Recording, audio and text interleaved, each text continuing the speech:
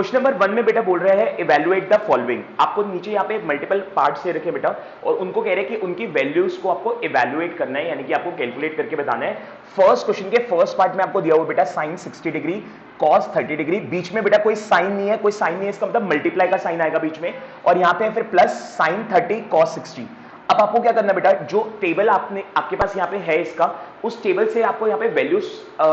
जो है देखनी है और यहाँ पे वैल्यूज को पुट करना है। तो साइन 60 की वैल्यू क्या होती है बेटा, साइन 60 की वैल्यू होती है √3/2। मल्टीप्लाई क्यों आ रहा है बेटा, क्योंकि साइन 60 और कॉस 30 के बीच में कोई भी साइन नहीं है, इसका मतलब बीच में आएगा मल्टीप्लाई। और कॉस 30 की वैल्यू क्या होती है बेटा, अगेन अगर आप टेबल को देखोगे तो कॉस 30 की वैल्यू भी √3/2 ही होती है, तो ये दोनों आपस में मल्टीप्लाई हो जाएंगे। प्लस साइन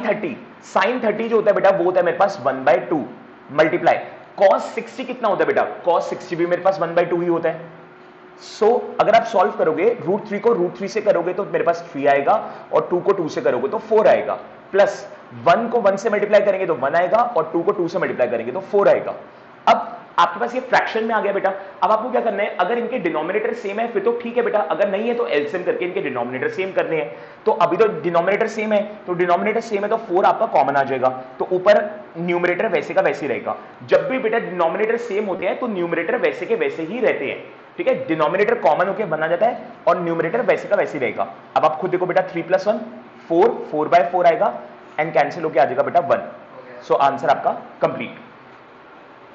सेकेंड पार्ट में बेटा हमें दिया हुआ है 2 tan square 45 degree plus cos square 30 degree और माइनस साइन स्क्वायर 60 डिग्री। सो अब देखो इसको कैसे करेंगे बेटा,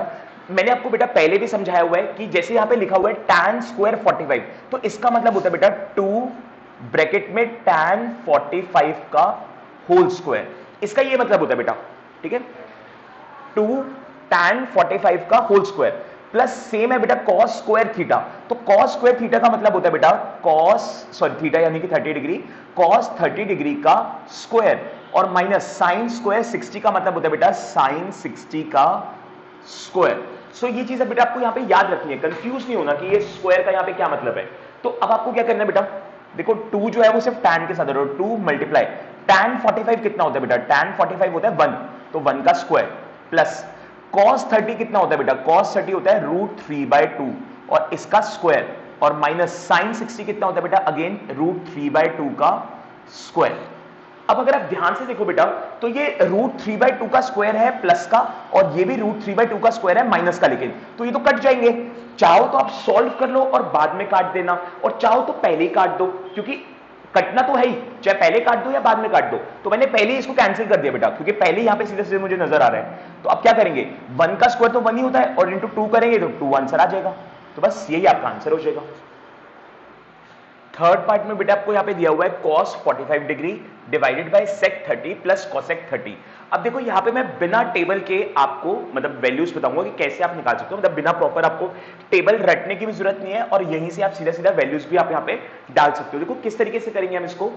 आपको दिया हुआ बेटा cos 45 डिग्री, cos 45 डिग्री का क्या मतलब होता है बेटा, cos 45 डिग्री की वैल्यू होती है 1/2।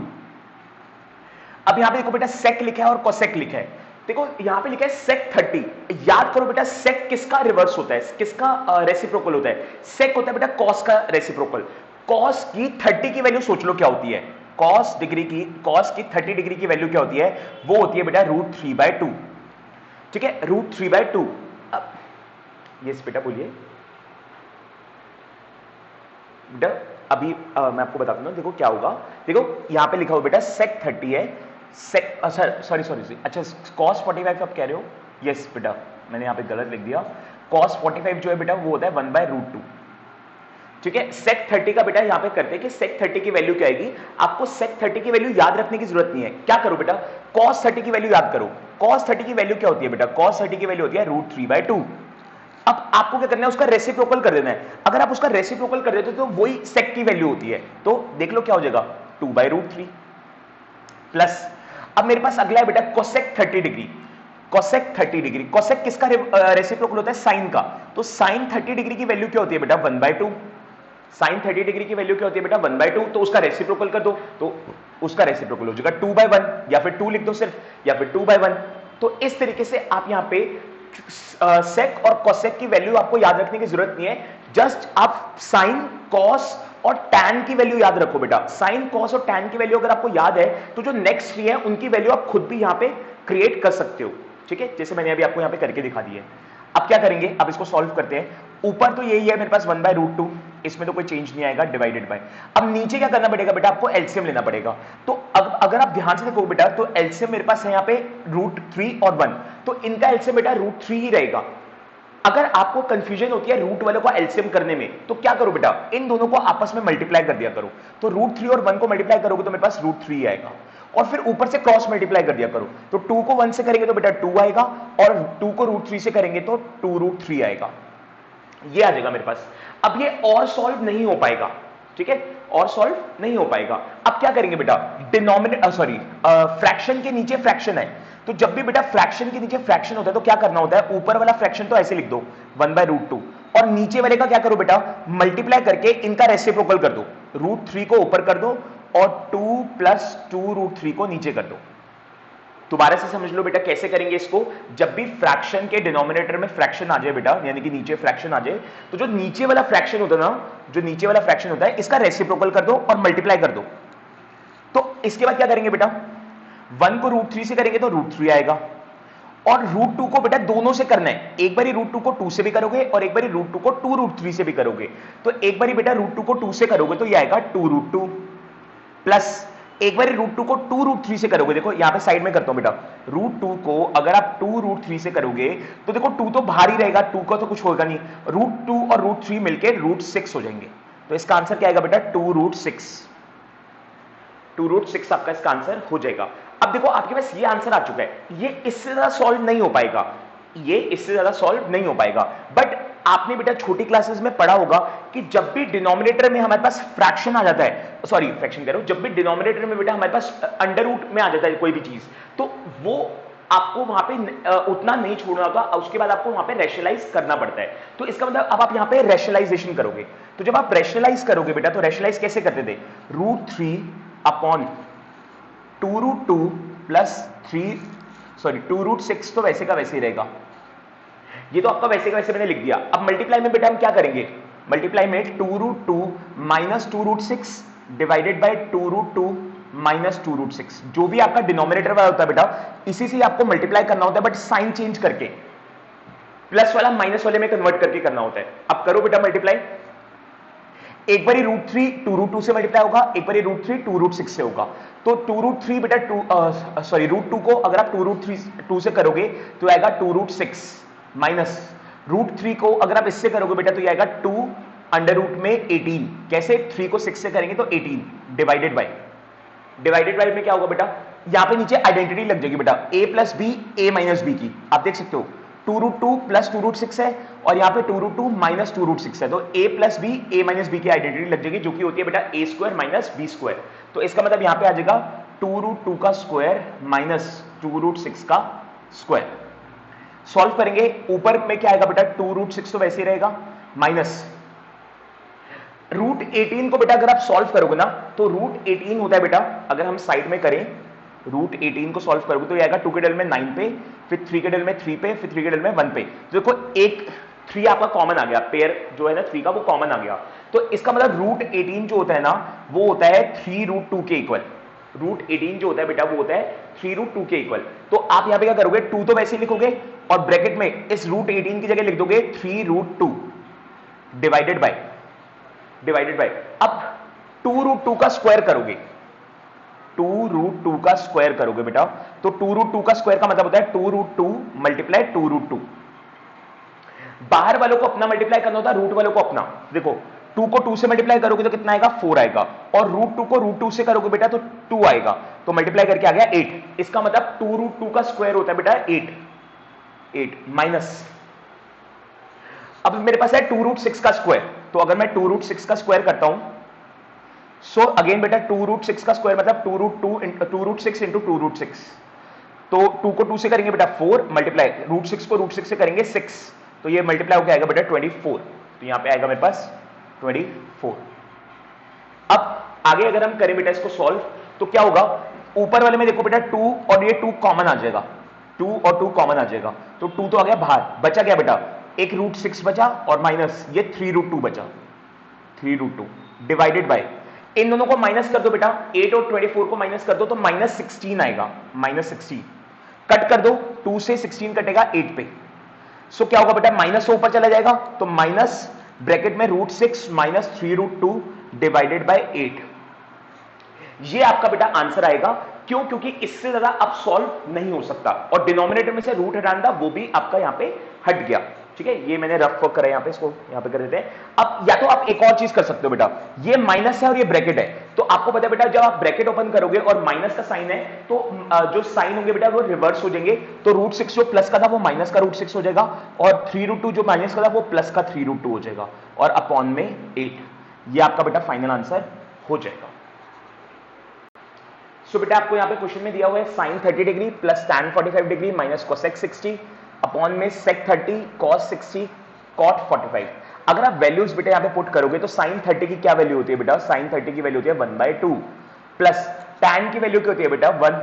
माइनस cosec 60 की क्या होती है, तो मैंने आपको बताया था बेटा cosec हो गया, sec हो गया, tan cot हो गया, इनकी वैल्यूज याद रखने की जरूरत नहीं है। आप क्या करो बेटा, cosec किसका रेसिप्रोकल होता है, sin का, तो sin 60 की वैल्यू देख लो बेटा कितनी होती है, sin 60 की वैल्यू होती है √3/2, तो उसका रेसिप्रोकल कर दो यानी कि 2/√3, तो इसका मतलब मेरे पास यहां पे क्या आ जाएगा, sin 60 में सॉरी cosec 60 में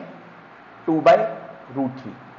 होल डिवाइडेड बाय sec 30। अब अगेन sec 30 की वैल्यू आपको बेटा याद रखने की जरूरत नहीं है, cos 30 की वैल्यू सोचो क्या होती है, cos 30 की वैल्यू होती है बेटा √3/2, तो उसका रेसिप्रोकल कर दो तो 2/√3 प्लस cos 60 होती है बेटा 1/2 और प्लस cot 45 यानी कि 1, तो ये आ गया आपका बेटा आंसर, मतलब आई मीन से वैल्यूज डालने के बाद। अब क्या करो, अब दोनों का अपना अपना क्या कर लो, एलसीएम ले लो ऊपर और नीचे। सो ऊपर है बेटा 1, ये 2 है, इसके नीचे कुछ नहीं है, इसका मतलब 1 और ये √3, तो 2 1 और √3 का बेटा एलसीएम हो जाएगा 2√3। अब क्या करेंगे बेटा, ध्यान से देखो, 2 के टेबल 2 और 2√3 को अगर आप कंपेयर करो तो कंपेयर करके क्या चीज नॉन या अनकॉमन है, तो 2 और 2√3 में √3 अनकॉमन है, तो उस √3 को 1 से मल्टीप्लाई कर देंगे तो ये √3 आ जाएगा, प्लस अब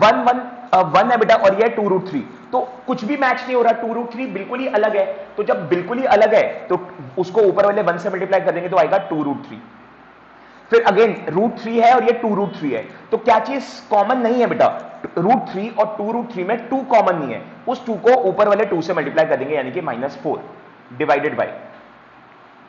सेम चीज नीचे वाले के साथ करेंगे बेटा, नीचे देखोगे तो ये √3 और 2 है, तो बेटा ये तो 2√3 हो जाएगा मेरे पास, ठीक है, एलसीएम करके। अब फिर से वही सेम चीज बेटा कि √3 और 2√3 में क्या चीज कॉमन नहीं है, 2 कॉमन नहीं है, उस 2 को ऊपर वाले 2 से मल्टीप्लाई कर देंगे यानी कि 4,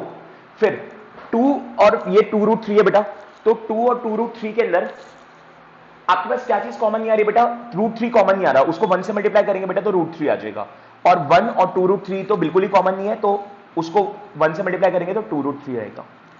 अब ये 2√3 से 2√3 कैंसिल हो जाएगा, तो मेरे पास क्या बचेगा बेटा, मेरे पास बचेगा √3 और 2√3 प्लस हो क्या आएगा 3√3 -4 और डिवाइडेड बाय, नीचे करेंगे बेटा तो ये भी √3 और 2√3 प्लस हो क्या आएगा 3√3 + 4। एक सेकेंड रुकना बेटा, सो बेटा मेरे पास यहाँ पे आ जाएगा 3√3 -4 और अपॉन में 3√3 + 4। अब अगेन बेटा डिनोमिनेटर में मेरे पास रूट आ चुके हैं, तो मुझे क्या करना पड़ेगा बेटा, रैशनलाइज करना पड़ेगा, तो ये आएगा 3√3 -4 डिवाइडेड बाय 3√3 + 4 मल्टीप्लाई में। सो मल्टीप्लाई में बेटा क्या करेंगे हम यहाँ पे, मल्टीप्लाई में हम यहाँ पे करेंगे 3√3 -4 डिवाइडेड बाय 3√3 -4, दोनों में माइनस क्या आ रहा है बेटा, क्योंकि जो डिनोमिनेटर वाला होता है इसी को ही हमें मल्टीप्लाई करना होता है बट साइन चेंज करके। अब अगर आप ध्यान से देखोगे बेटा तो ऊपर 3√3 -4 3√3 -4 ये आपस में मल्टीप्लाई हो रहे हैं बेटा, जब दो नंबर आपस में मल्टीप्लाई होते हैं तो हम उसका स्क्वायर करके लिख सकते हैं ऐसे 3√3 -4 का होल स्क्वायर, जैसे कि देखो बेटा 4 × 4 हो रहा है, तो क्या मैं इसको 4 का स्क्वायर लिख सकता हूं, यस लिख सकता हूं। तो ऐसे अगर मेरे पास 3√3 -4 और 3√3 -4 मल्टीप्लाई हो रहे हैं तो 3√3 -4 का होल स्क्वायर कर दो, और नीचे तो बेटा हमेशा आइडेंटिटी लगती है, जब भी रैशनलाइज करते हैं ना तो नीचे हमेशा आइडेंटिटी लगती है a² - b² की, यानी कि 3√3 का स्क्वायर -4 का स्क्वायर। अब ऊपर बेटा आपकी a - b के होल स्क्वायर की आइडेंटिटी लगेगी, तो a - b के होल स्क्वायर की आइडेंटिटी क्या होती है बेटा a² यानी कि 3√3 का होल स्क्वायर प्लस b² यानी कि 4 का स्क्वायर और minus 2 into 3√3 into 4 divided by में बेटा नीचे करेंगे तो 3√3 का स्क्वायर। तो देखो कैसे करेंगे बेटा, 3√3 का स्क्वायर का मतलब होता है 3√3 मल्टीप्लाई 3√3। सो 3 3 होता है बेटा 9 और √3 होगा 3, तो 9 3 27। तो इसका मतलब इसको सॉल्व करके आएगा 27 और माइनस 4 का स्क्वायर हो जाएगा बेटा 16। अब अगर हम आगे सॉल्व करें बेटा तो 3√3 का स्क्वायर अभी हमने निकाला था, 3√3 का स्क्वायर हो जाएगा बेटा 27 प्लस 4 का स्क्वायर हो जाएगा 16 माइनस इसको करोगे बेटा तो आएगा 2 3 6 और 6 4 24, तो 24√3 और डिवाइडेड बाय में बेटा आएगा 27 माइनस 16। तो 27 में से 16 माइनस करोगे बेटा आएगा 11। अब क्या करेंगे, 27 प्लस 16 करेंगे तो 27 प्लस 16 आएगा बेटा 43 माइनस 24√3 डिवाइडेड बाय 11। अब ये और सॉल्व नहीं हो सकता बेटा, और यहाँ पे कुछ भी सॉल्व नहीं हो सकता, ना कुछ कैंसिल हो सकता है ना कुछ सॉल्व हो सकता है, तो यही आपका बेटा फाइनल आंसर हो जाएगा।